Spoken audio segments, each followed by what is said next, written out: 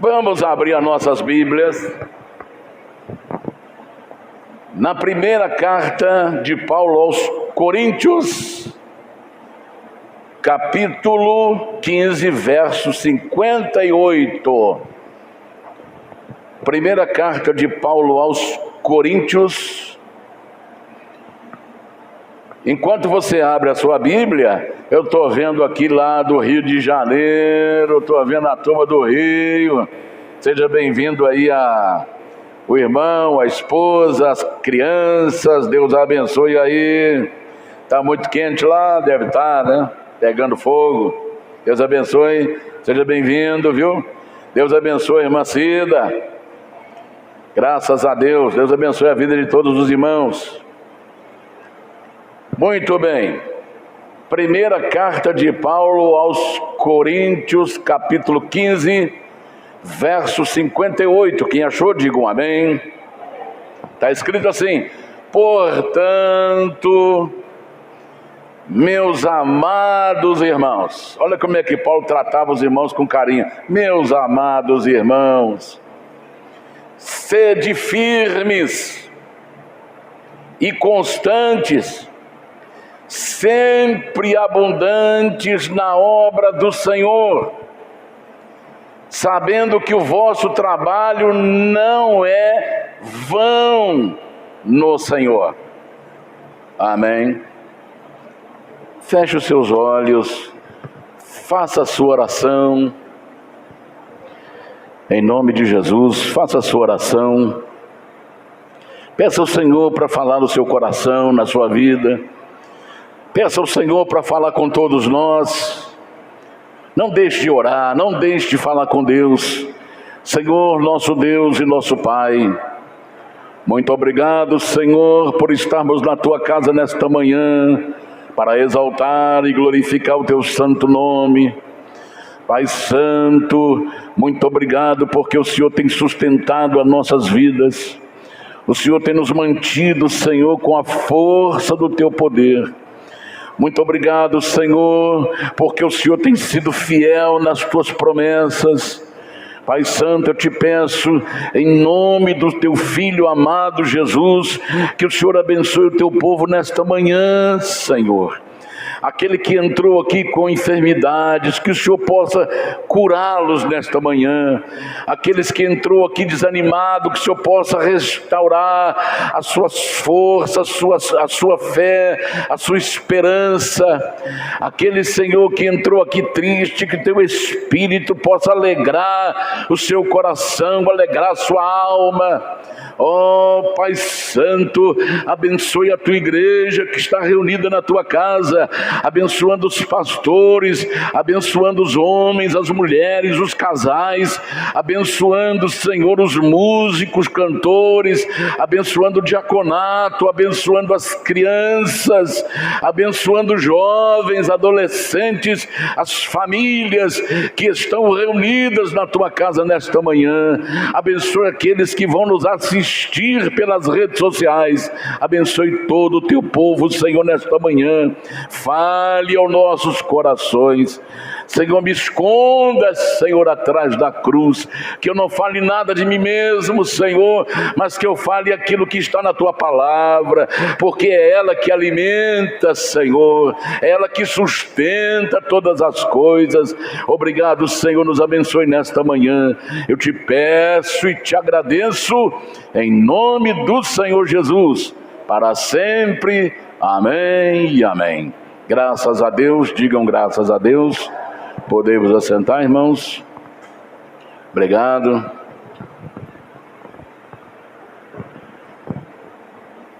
O assunto que eu gostaria de abordar hoje é: nossas obras serão recompensadas. Deus não fica devendo nada para ninguém. Existe um texto que me fala em memória agora, que diz assim: quem dá aos pobres empresta a Deus. Então Deus observa tudo que nós fazemos. Deus observa os cristãos e observa os homens e as mulheres que não são cristãos, seja de qual segmento for. Porque tudo, quando a gente levanta da cama, as nossas obras começam. É um tratamento com a esposa, é um tratamento com o filho, é o tratamento com o marido, é tratamento com o pai, é tratamento com a mãe. E cada uma desse tipo de relacionamento tem uma promessa. Vou te dar um exemplo, só um exemplo. Filho, honra teu pai e a tua mãe, e duas coisas vão acontecer com o filho que honra o pai e a mãe. Honrar é respeitar.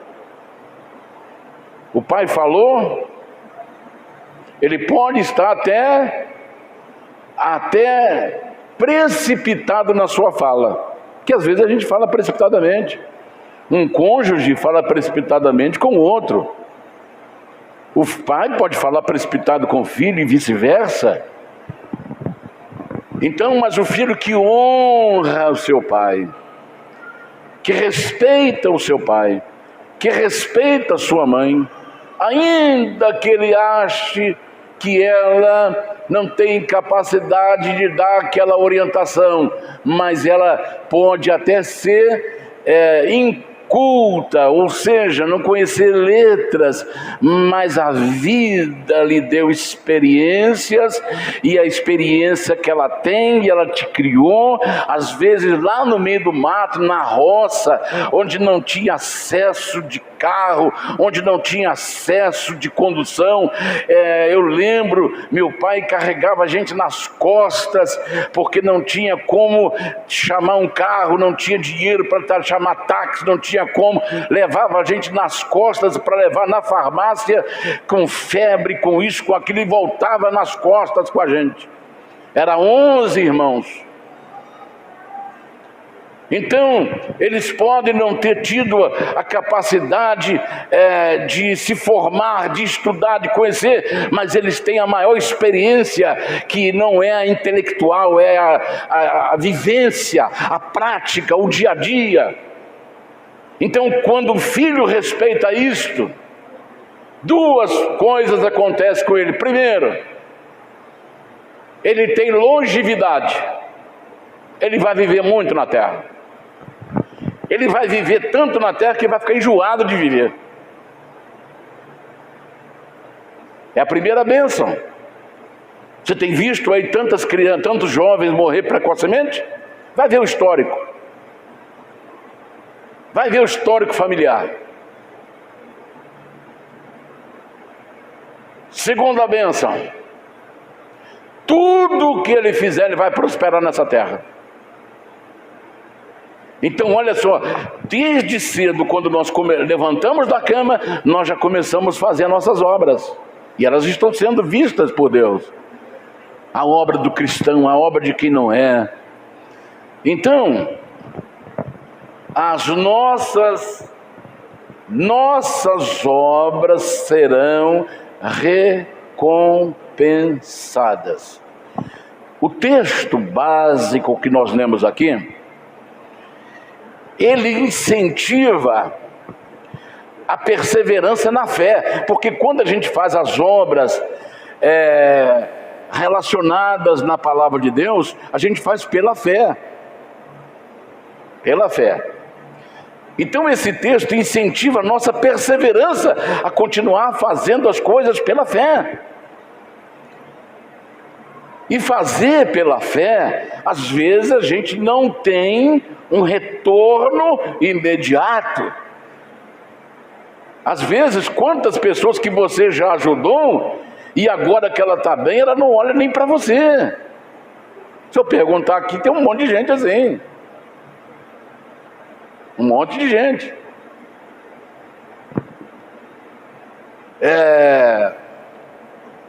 Então, ao invés de nós pararmos de fazer, o texto incentiva a gente continuar fazendo. Não pare, porque aquela pessoa foi ingrata, Não pare, porque ela não reconheceu, não pare de fazer. Perseverem em fazer a obra de Deus pela fé, fazer as coisas de Deus pela fé.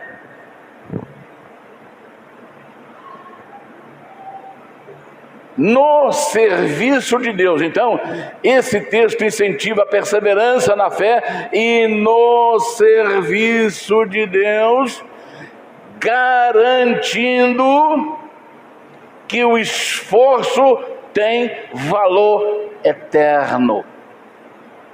O que eu e você está fazendo aqui hoje tem valor eterno. Não vai cair no esquecimento. Deus não vai deixar no esquecimento aquilo que nós fazemos. Então, ser firme é ser inabalável.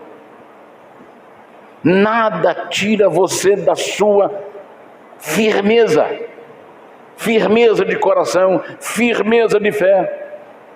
Venha o que vier, você está lá, inabalável, porque acima, do lado, dentro de você, tem aquele que te sustenta.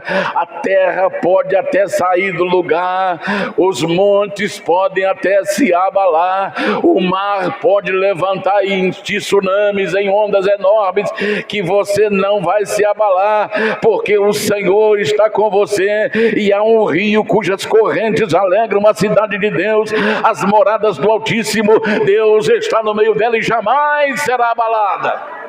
Aleluia, aleluia, aleluia.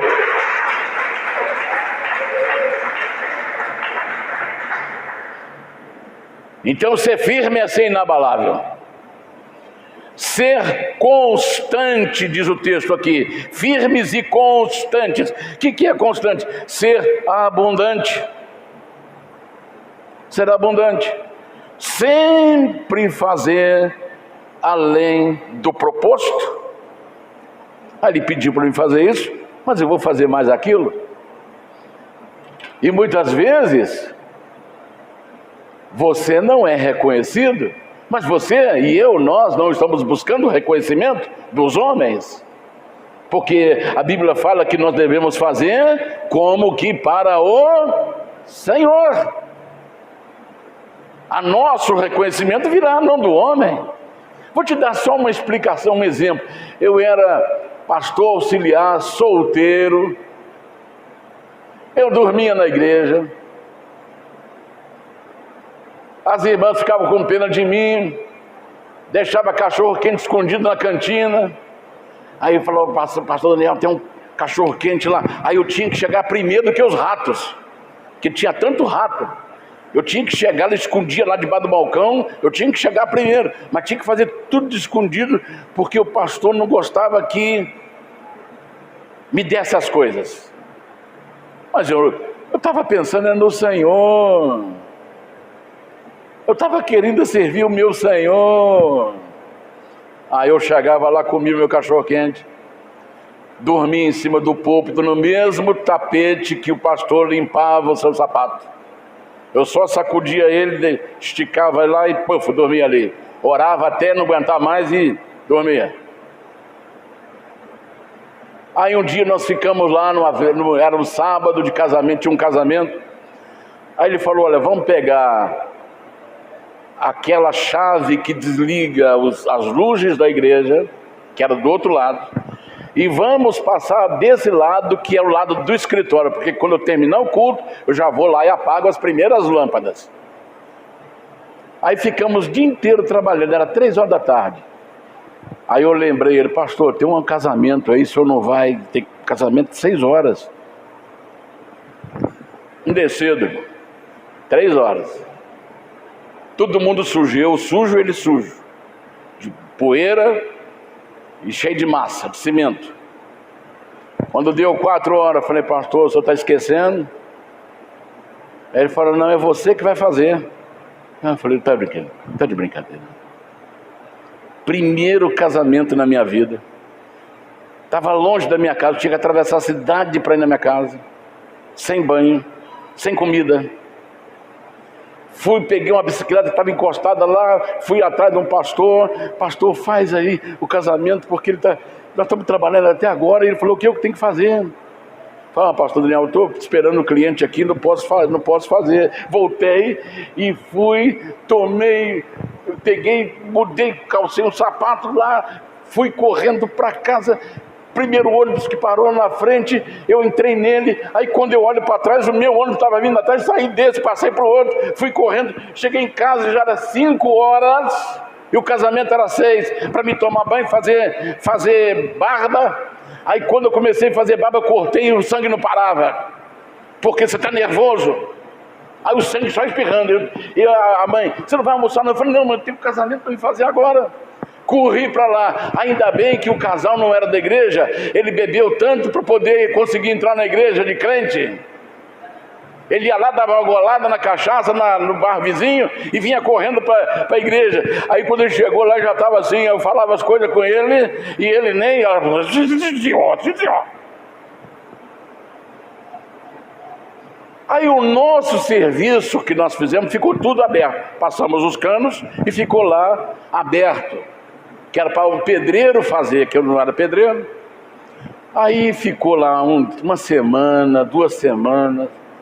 Eu falei, tinha cimento sobrado, areia. Falei, eu vou fazer uma massa de cimento e vou fazer isso aqui, fechar isso aqui. Aí fiz, onde tinha o risco do passeio, eu fiz o risco, bonitinho. Aí veio em volta da igreja até do outro lado no escritório. Aí quando chega sexta-feira, ele chega, olha lá, chamou o pastor, que era auxiliar também, falou, quem é que fez aquilo lá? Foi o pastor Daniel, chama ele lá para mim. Aí eu vim todo contente. Eu trabalhei, fiz a lei, ninguém me pediu para fazer, mas eu fiz. Aí eu cheguei, pastor, o senhor me chamou, falou, senhor, você que fez aquilo lá? Falei, foi. Pode desmanchar que está tudo errado. Eu falei, Jesus, tem misericórdia. Você está dando para entender? Quando você faz além do proposto, tem gente que não vai gostar. Porque esse é o propósito de Deus. Sede sempre abundantes na obra de Deus. Faça além daquilo que foi proposto. Aí eu saí chateado. Eu não vou desmanchar. E ficou lá até quando o pastor foi embora.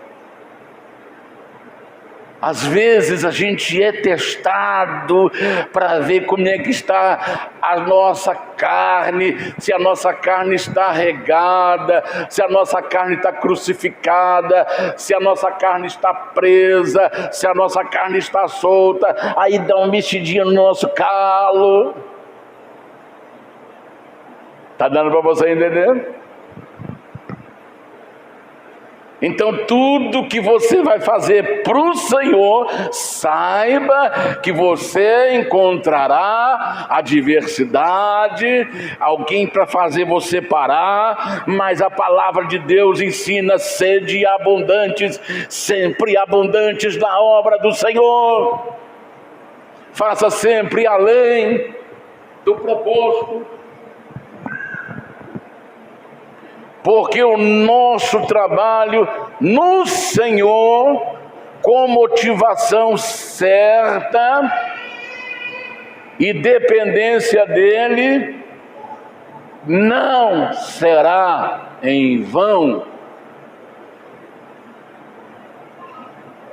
Vamos ver qual é a motivação certa para fazer? Filipenses capítulo 1, 15 ao 18. Olha o que o apóstolo fala aos filipenses aí. Verso 15. Olha a motivação certa. Esse texto, do 15 ao 18, tem a motivação certa e a motivação errada. Então, quando nós realizamos o trabalho do Senhor com a motivação certa, então nosso trabalho não é vão no Senhor. Vamos lá, verso 15. Verdade é que também alguns pregam a Cristo. Pregar, fazer o serviço do diaconato, cantar, fazer tudo está envolvido, ajudar pessoas, fazer trabalho social, tudo está envolvido aqui no trabalho do Senhor. Verdade é que também alguns pregam aqui a Cristo por inveja.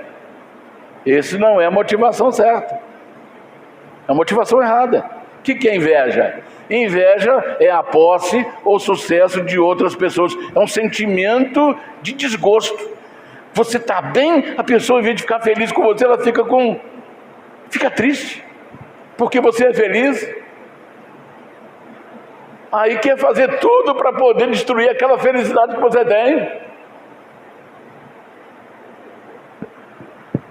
porque você está feliz. Vem ela alegre aí você inveja. Inveja é um sentimento de desgosto por posse ou sucesso de outras pessoas. Aí você fala: pastor, tem gente assim no reino de Deus? Como tem? Como tem? Isso tem na família. Quando você chega uma coisa na sua casa, aí chega a visita para ver o que chegou na sua casa. Um dia tinha um casal lá, os dois resolveram fazer uma pizza e de repente bateram na porta. Aí esconde, enfiaram a pizza lá dentro do fogão do forno. Aí chegaram, quando abriram, o casal que foi entrando. Não, rapaz, cheirando pizza aqui? Não, é um cafezinho, é biscoito creme crack que nós estamos comendo aqui. Mas não vou, que isso aqui é um pouquinho, a pizza estava escondida lá no forno. Aí a pessoa, infelizmente as pessoas querem saber tudo o que acontece na sua vida. E quando ela descobre que você conquistou alguma coisa, ao invés de ela se alegrar com você, ela fica triste. Sabe por quê? Inveja. Tem inveja na família, tem inveja na igreja, tem inveja na empresa, tem inveja em tudo quanto é lugar que você possa imaginar. Então, quando a pessoa age assim com inveja, ele está com a motivação errada. Porque inveja não deve fazer parte do cristão. A inveja é coisa do inimigo. Satanás caiu porque ele tinha inveja de Deus, ele queria estar no lugar de Deus. Então a inveja vem do inimigo das nossas almas. Inveja, porfia. Que é porfia? Disputa, contenda. Eu prego melhor do que você, eu canto melhor do que você, eu faço melhor do que você. Aí começa o quê? A disputa. Paulo fala assim: muitos dizem eu sou de Paulo, outros dizem eu sou de Apolo. E quem é Paulo, quem é Apolo? Não são todos de Cristo? Por que então a porfia? Por que então a contenda? Por que então a disputa? Então essas duas coisas são motivações erradas. E quando nós temos a motivação errada, o nosso trabalho é em vão, que a motivação não era certa, não era correta. Então, qual é a motivação correta? O próprio texto diz, verso 16: uns fazem por amor. Por amor. Pode vir contrariedade, pode vir dificuldade, mas ele ama o que faz. Seja na empresa, seja na igreja, seja da família. Ele faz por amor, e esse amor aqui, ele está permeado por ágape, que é o amor sacrificial. Ama sem ser amado, não recebe nada em troca por fazer, é o amor ágape, amor espiritual. Não faz nada esperando receber alguma coisa em troca. Então, fazer as coisas por amor, carinho, essa é a motivação certa para tudo. Seja com o cônjuge, seja com os filhos, seja com a família, seja na igreja, seja com o vizinho. Quando o vizinho faz coisas erradas para te parar e te irritar, você faz o bem. Fazendo o bem, você vai estar amontoando brasas vivas na cabeça dele. Poxa, eu só falo mal dele, eu persigo ele, eu faço bem. Está amontoando brasa viva. Está dando para você entender?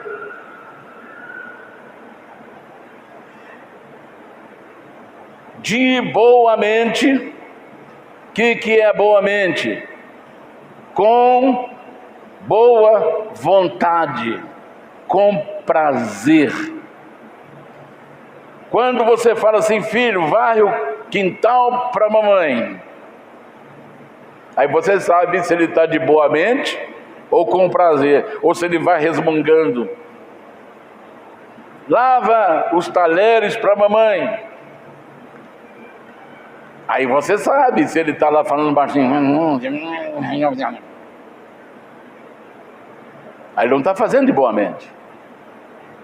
Aí faz, mas faz por obrigação. E as coisas por obrigação, seja ela onde for, não cabe naquele que é cristão.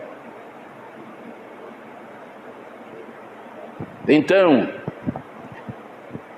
mas uns por amor, sabendo que fui posto para a defesa do Evangelho, mas outros da verdade anunciam a Cristo por contenção. O que é contenção? Contenção é motivação impura,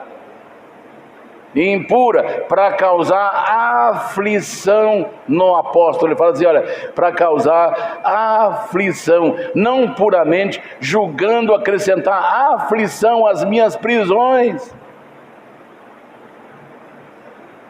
Por exemplo, a gente prima pela palavra.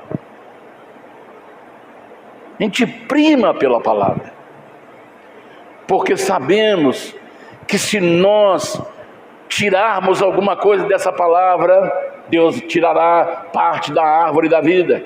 Se nós acrescentarmos alguma coisa à palavra dessa profecia, Deus acrescentará as pragas apocalípticas sobre nós. Então nós temos temor de primar, de dar prioridade para a palavra. Aí vem alguém e faz tudo ao contrário para fazer a pessoa que prima pela palavra ficar triste, chateado. Isso é contenção. Está dando para você entender? Então Paulo está falando aqui, Cristo por contenção, não puramente julgando acrescentar aflição nas minhas prisões, mas que importa? Contanto que Cristo seja anunciado de toda maneira, ou com fingimento, ou com verdade. Nisto me regozijo e me alegro e regozijarei ainda mais. Então Paulo estava falando assim, olha, não importa se Cristo está sendo pregado por inveja, se a pessoa está fazendo as coisas por inveja, se está fazendo por contenção, se está fazendo por pensamentos impuros, não importa, é importante que as pessoas estão tendo conhecimento de Jesus. Agora, aquele que pregou sem a motivação certa, ele poderá ser desqualificado. Não cabe ao Daniel julgar, não cabe a nós julgarmos, mas Deus o julgará. Está dando para você entender? Mas aquela pessoa tomou conhecimento de Jesus, mesmo por contenção, mesmo por inveja, mesmo por porfias, disputas, mas Cristo está sendo anunciado. Aí fala, isso que importa para mim.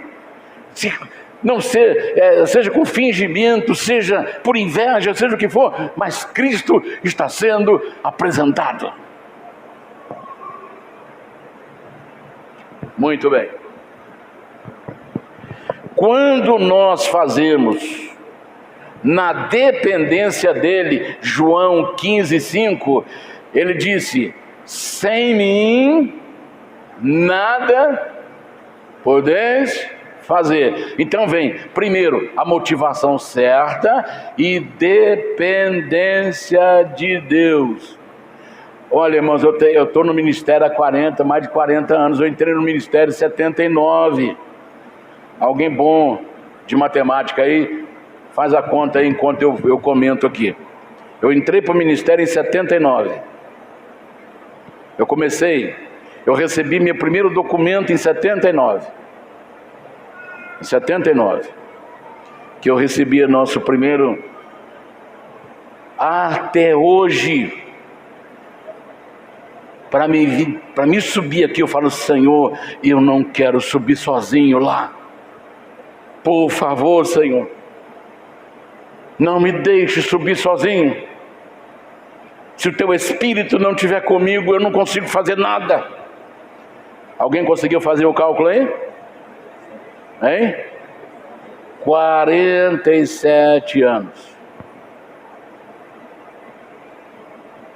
Hoje eu estou revelando muita coisa para você. Como é que meu estado fica? Os filhos sabem, minha filha sabe. Eu fico triste.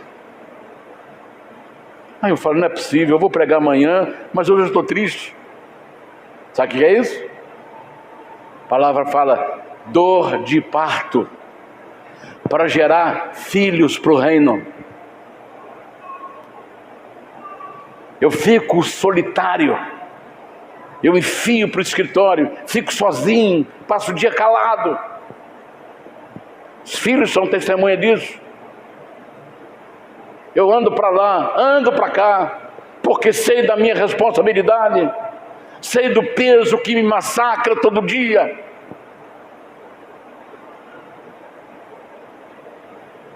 Quando chega casamento, já fiz mais de 200 casamentos.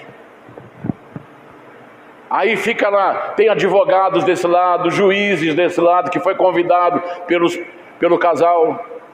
Tem pai, tem mãe, tem convidados, tem gente culta, e o analfabeto está ali para falar. Eu falo: meu Deus, eu vou falar para juízes hoje? Eu vou falar para advogado hoje?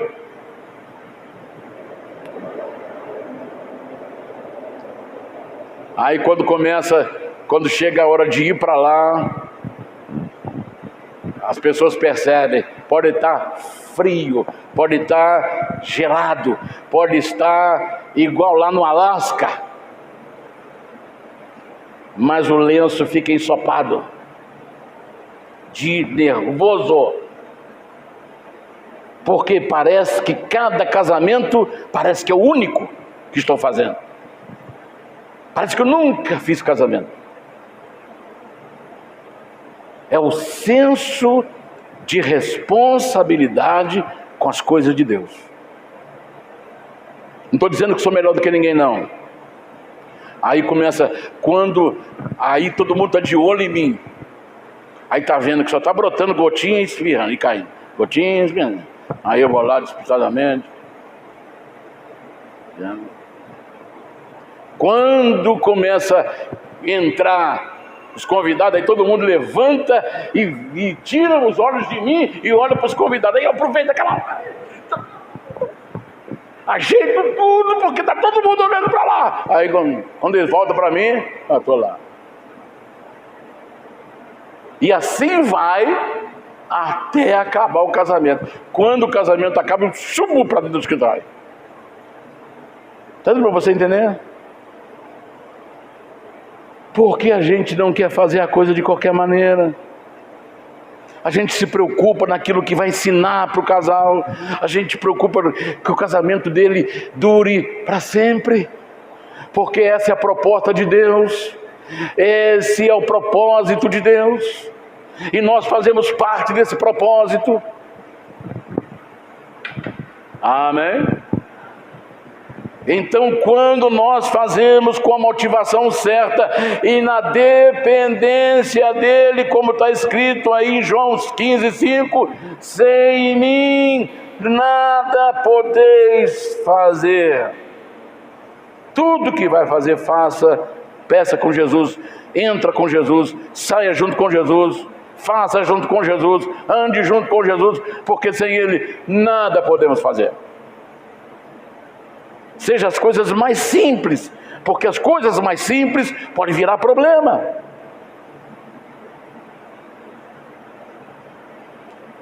A Bíblia fala em Mateus capítulo 10, 42, até um copo de água fria será computado. Olha o que diz aí.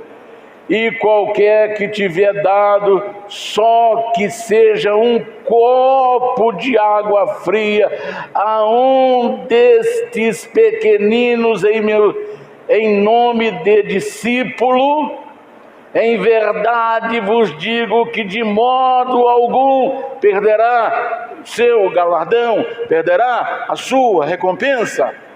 Água todo mundo tem em casa, o rico, o pobre, todo mundo tem em casa. Quando tinha fome em Israel, Deus mandou Elias para Serepta, e lá tinha uma viúva. Ele pede água para a viúva, que não tinha água em Israel, e onde ele estava na fonte, a fonte secou, porque tinha 3 anos e 6 meses que não chovia. Aí ele chegou: mulher, traga-me um copo d'água. Ela tinha água na casa dela, e na casa do rei não tinha água. E o que a Bíblia diz? Ela trouxe água para Elias, e Deus fez uma transformação na casa dela, fazendo o óleo não parar de sair da botija, e nem a farinha parar na sacola. Ela foi recompensada pelo copo de água fria que ela deu. Então seja um copo de água fria, ninguém perderá a sua recompensa.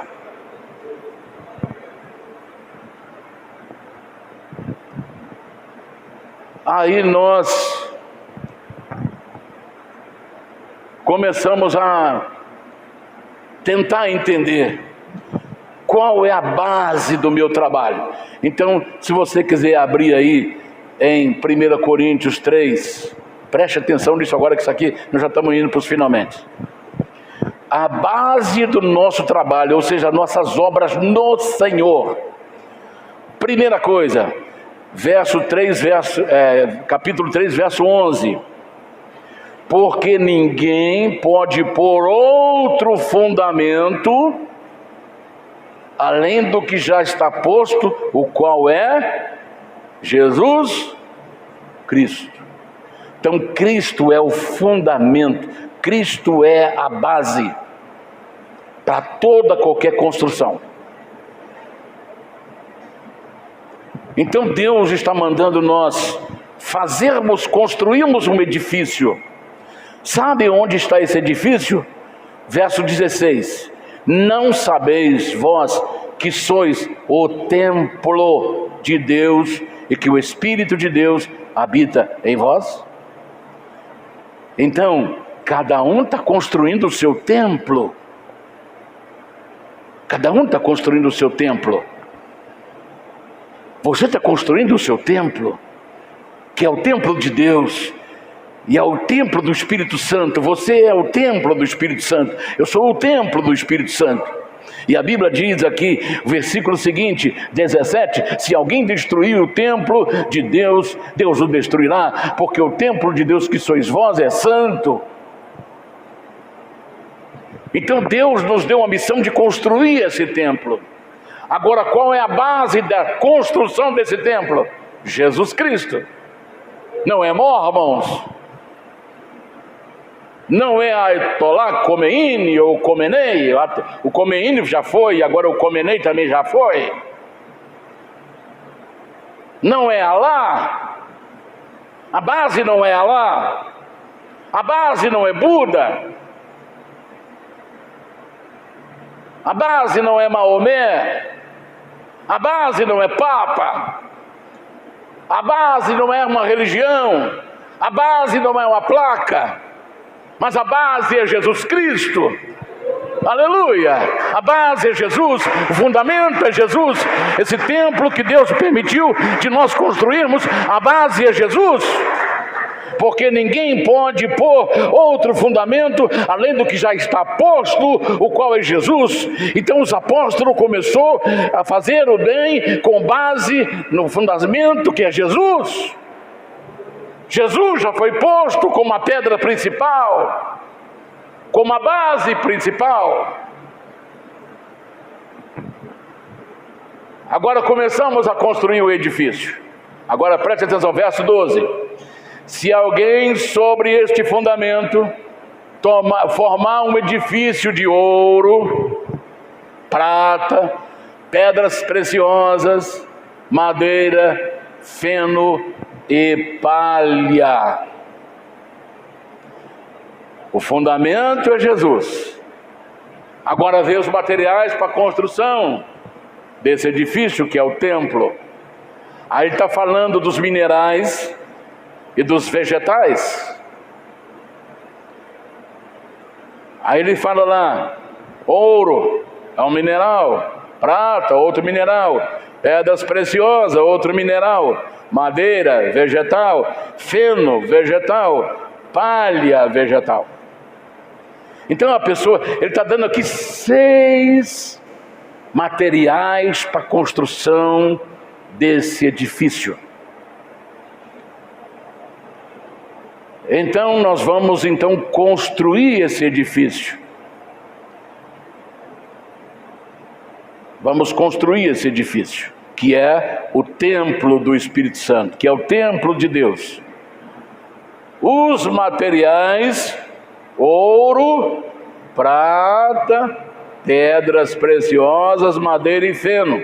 Então vamos lá. Ouro, prata, pedras preciosas, feno e palha. E esta obra de cada um será provada no dia do Senhor. Quais os materiais que você usou para o seu templo? 1 Coríntios 13:13. A obra de cada um se manifestará, na verdade o dia a declarará, porque pelo fogo será descoberta, e o fogo provará qual seja a obra de cada um.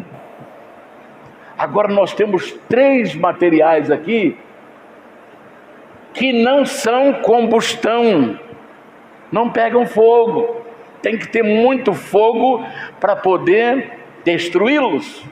Mas tem 3 que são combustíveis para o fogo: madeira, feno e palha.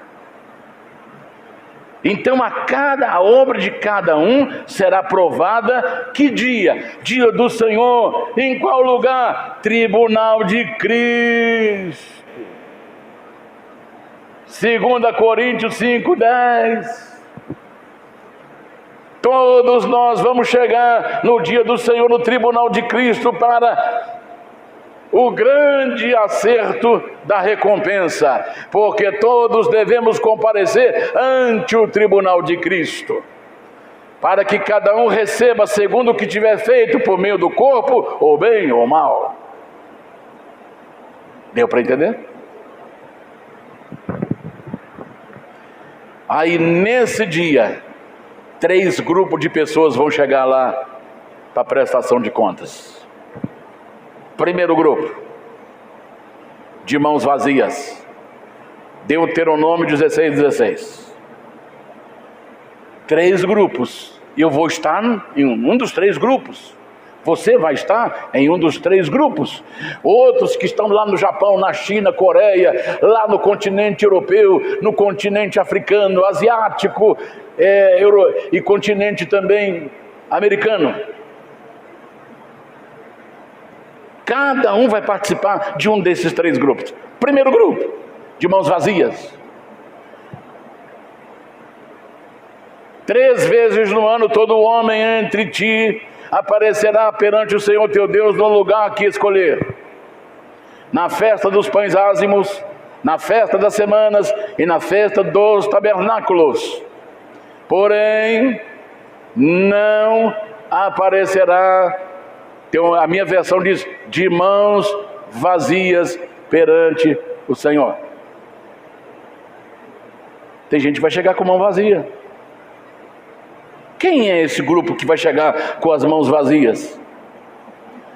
São grupos que vêm participar do grupo, do corpo de Cristo, da igreja, mas não oram. Você pode falar para ele, ora, irmão, ele não ora. Você pode cantar e falar, irmão, louve a Deus, cante. Ele não canta. Não canta. Irmão, vamos adorar a Deus. Ele não adora. Por mais que você tente motivá-lo, incentivá-lo, ele não adora.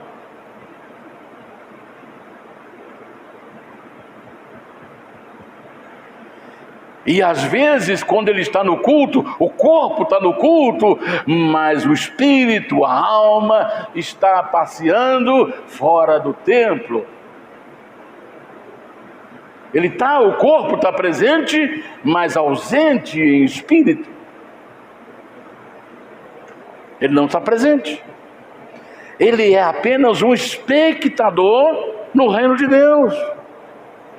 Ele vem para poder olhar como é que está o culto. Aí ele sai e vai embora. Hoje o culto não foi legal não, porque o pastor não estava inspirado, os irmãos cantaram tudo errado, o som estava descontrolado, estava calor na igreja, eu suei para chuchu, comprei essa roupa nova e fui para o culto, ela molhou toda, e não tem isso, está faltando. Então é aquele espectador que vem para poder analisar o comportamento do culto.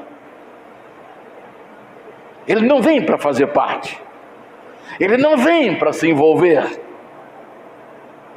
Ele não vem para somar. Então ele está chegando de mãos vazias. Ele está com as mãos vazias. Aí o segundo grupo vem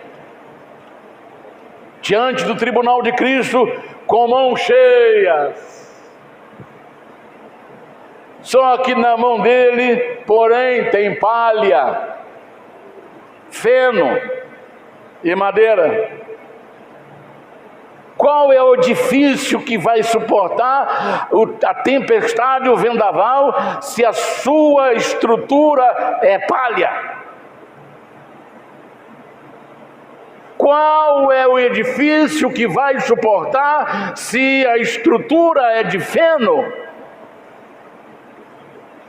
Qual é o edifício que vai suportar se a estrutura, a base é Jesus, mas a estrutura é madeira? E aí isso faz lembrar aquela historinha dos 3 porquinhos, que 2 casas foi para o vento, e a única casa que resistiu foi a casa de alvenaria. Então vamos lá, palha. O que simboliza a palha? A palha é seca. Seca. Palha é usada para cobrir e proteger sementes nas lavouras. Quem já trabalhou em roça aí sabe, quando você planta milho, as asas brancas, aquelas pombas asa branca vêm e cisca tudo para poder comer o milho que está lá na terra. Aí o que eles fazem? Coloca palha seca para proteger a semente. Então ela representa a ausência de estabilidade, sem firmeza, porque qualquer vento tira a palha. Então a pessoa está vindo com palha, mas a palha o vento leva, não tem estabilidade, não tem firmeza. E você conhece pessoas assim? Que sai alegre, feliz, daqui a pouco aparece, não, meu Deus, eu não quero saber, meu Deus, eu não vou. Saiu alegre, cheia da bênção, e de repente está tudo, eu não quero mais não, eu vou sumir, eu vou desaparecer. Não tem firmeza, é palha seca. Aí o outro vem com feno. Feno é erva que se ceifa e seca para alimentar gado. O feno, ele está ali, ele seca, às vezes a pessoa coloca ele no silo para alimentar o gado na estação seca. Aí ele vai tirando os fardos e tratando do gado. Aquela palha, aquele feno que secou, é dali para o estômago do boi. Então, o que aconteceu? Tinha a pessoa, se ele fosse tirado do celeiro e colocado ao vento ou ao clima, o que iria acontecer? Iria se cumprir aquele texto, aquele versículo que diz: ao cheiro da água brotará. Está seco, mas vai brotar ao cheiro do Espírito, ao cheiro das águas do Espírito vai brotar, ainda que esteja morto, ainda que esteja seca. Mas ela sai do silo direto para o estômago do boi. Então, o que aconteceu ali? Não passou, não experimentou renovação. É aquela pessoa que nunca experimentou renovação. Quando a gente vem para o culto, a gente vem com aquela expectativa: hoje eu vou ser renovado, hoje eu vou ser restaurado, porque eu vou encontrar com meu Deus.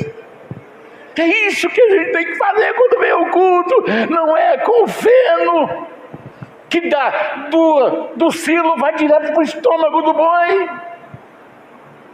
Ele precisa passar. Às vezes a gente chega quebrado no culto, às vezes a gente chega triste no culto, mas Deus não quer que nós voltemos tristes, não voltemos quebrados, para experimentar a renovação que vem do céu, a renovação que vem do Espírito. Aleluia! Oh, maravilha! Madeira. A madeira representa a natureza humana e é o símbolo de 1 Coríntios capítulo 3, 1 ao 4. Irmãos, não pude falar a vocês como espirituais, mas como carnais, como crianças em Cristo. Dei a vocês leite, não alimento sólido, pois não estavam em condições de recebê-lo, tampouco agora estão, porque ainda são carnais, pois visto que há inveja, desavença entre vocês, não é certo que são carnais e estão agindo meramente com critérios humanos? Quando alguém diz eu sou de Paulo, outro diz eu sou de Apolo, não é porque estão agindo meramente com critérios humanos? Então, às vezes, nós queremos apresentarmos ao tribunal de Cristo fazendo coisas no poder da carne. Aí, irmãos, a gente não consegue fazer, a gente se queima. Nós temos que, a Bíblia fala que os apóstolos saíram fazendo bem porque eles estavam cheios do Espírito Santo. Jesus saiu fazendo bem porque estavam cheios do Espírito Santo. Jesus falou: não faça nada enquanto o Espírito Santo não vir sobre vocês. Fica lá em Jerusalém, espere do alto a promessa. Aí depois que você for enchendo do Espírito Santo, então vá para Samaria, Judeia, Samaria, até os confins da terra. Mas vai, não deixe, não saia sem o Espírito Santo na vida de vocês. Não tente fazer a coisa na força da carne.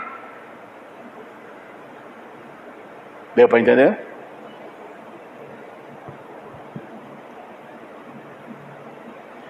Terceiro grupo.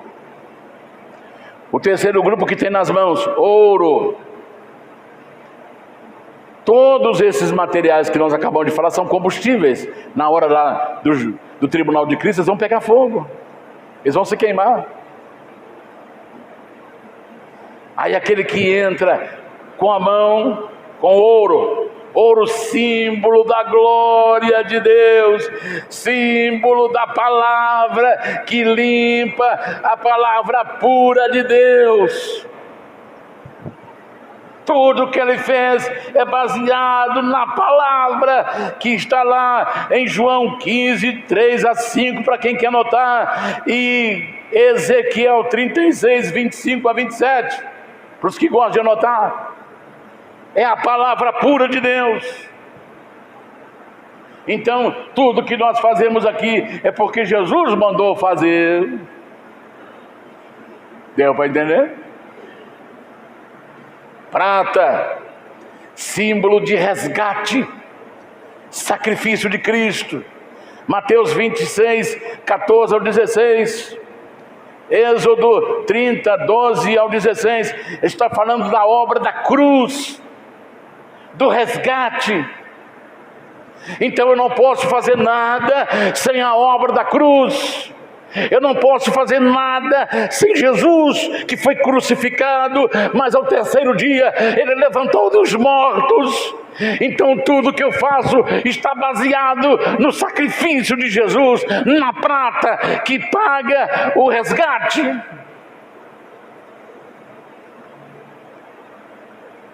Acordaram entre si 30 moedas de prata para vender Jesus. Então está falando de sacrifício de Jesus. Eu não consigo vencer Satanás sem o sacrifício de Jesus, porque o sacrifício de Jesus derrotou o diabo. Eu não posso entrar na presença de Deus sem pensar no sacrifício de Jesus, que rasgou o véu do templo de alto a baixo, abrindo a porta e abrindo o caminho para chegar até Deus. Aleluia! E por último, pedras preciosas, que simboliza os dons do Espírito Santo. Deus nos deu a capacidade dos dons espirituais. Então está vendo? Olha, palavra, sacrifício e dons. Esse é o material que nós devemos erguer esse templo.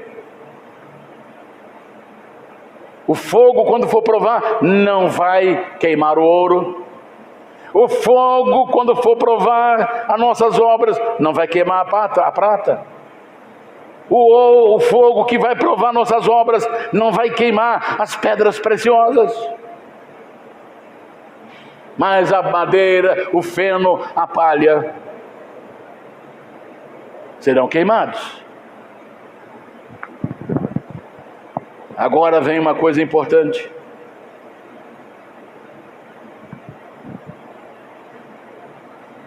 Lá em Êxodo 28, 34 e 35, fala para nós sobre... pode colocar? Só vou ler isso aqui para a gente passar para os finalmente. Êxodo 28, 34 e 35. Olha aqui. Tudo que nós vamos fazer, seja dar um pão para alguém, seja dar uma ajuda para alguém, seja ajudar uma senhora a atravessar a rua, seja uma criança que está assim, precisando de proteção, seja o que for que nós vamos fazer, é a palavra, a obra da cruz e o Espírito Santo. Agora olha lá, os sinos de ouro e as romãs se alternarão por toda a costura em volta do manto do sacerdote. Ele entrava para ministrar, na borda da saia do manto tinha lá sinos e romãs. Arão o vestirá quando ministrar, o som do sino será ouvido quando ele entrar no lugar santo, diante do Senhor, e quando sair, para que não morra. Então, se você ler, esse aí é o primeiro versículo, já o segundo. tem um sino de ouro e uma romã. Um sino e uma romã. Um sino e uma romã. Para quê? Para que haja equilíbrio entre ministrar e frutificar. Senão eu posso fazer uma coisa com raiva. Eu posso subir no púlpito para jogar indireta para as pessoas. Está dando para entender? Mas se tem o sino para fazer barulho que o sacerdote está vivo porque ele está fazendo direitinho. E tem a romã, que é o fruto do Espírito. Paz, alegria, fé, esperança, longanimidade, benignidade, bondade, temperança, domínio próprio. São os frutos do Espírito, que quando eu subo aqui, me equilibra entre a ministração e os frutos. Então eu vou fazer para alguém, sem esperar alguma coisa em troca. Está dando para entender, irmãos? Quem está entendendo, diga um amém. Então vamos lá, finalmente agora. Se as nossas obras forem feitas, firmadas na palavra, no sacrifício da cruz, no poder do Espírito Santo, elas não se queimarão e receberemos a recompensa, o galardão. Mas se fizermos baseado na madeira, no feno, na palha, ela se queimará, mas o tal será salvo como pelo fogo. Aqui no tribunal de Cristo ninguém vai se perder. Aqui está escrito que ele, versículo 15, se a obra de alguém se queimar, sofrerá detrimento, ou seja, perda, não vai receber a recompensa. Mas o tal será salvo, todavia, como pelo fogo. Aqui nesse tribunal ninguém vai se perder. Só vai haver recompensa e não recompensa. Então, por que não fazermos firmados na palavra, firmados no Espírito Santo, firmados no sacrifício de Jesus? Porque esses são os três materiais que vão edificar esse templo. Aí pode vir tempestade, pode vir vendaval, que vai combater, não vai destruir, porque eles estão edificados com prata, com ouro, prata e pedras preciosas. Deu para entender? Que Deus te abençoe. E eu encerro concluindo. Irmãos, podemos confiar nas promessas de Deus e fazer tudo para a sua glória, e cheios do Espírito Santo. Amém? Vamos começar hoje pelo Espírito e avançar no Espírito e terminar no Espírito. Porque a obra do Espírito só vai terminar quando a trombeta soar e Deus diz: sobem para cá, igreja. Aí a nossa roupa fica nesse chão, a chave do carro fica no chão, o sapato fica no chão, e nós ganhamos uma roupa nova, uma roupa branca, e vamos subindo ao encontro do Senhor nos ares. Porque o Espírito Santo vai transformar esse corpo aqui, esse corpo corruptível, num corpo incorruptível, que não morre, que não envelhece, que não adoece, para encontrarmos com o Senhor e ficarmos para sempre com Ele na glória. Mas quem é que vai fazer essa transformação? O Espírito Santo. Então fiquemos em pé e vamos ser cheios do Espírito Santo.